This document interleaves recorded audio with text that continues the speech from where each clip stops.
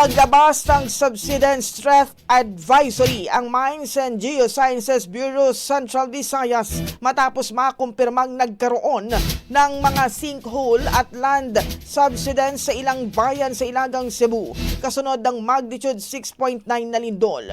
Ayon sa MGB, itinuturing na high subsidence hazard ang mga barangay na may sinkhole at maaaring magdulot ito ng matinding banta sa buhay, ari-arian at infrastruktura.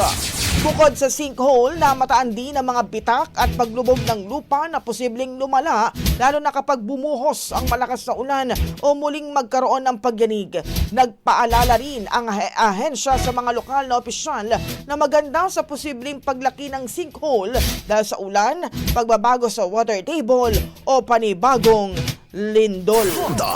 Ang bahaging ito ay hatid sa atin ng Mom's Love ES1 Capsule. Simulang tuparin ang pangarap ng iyong anak. And stunting now!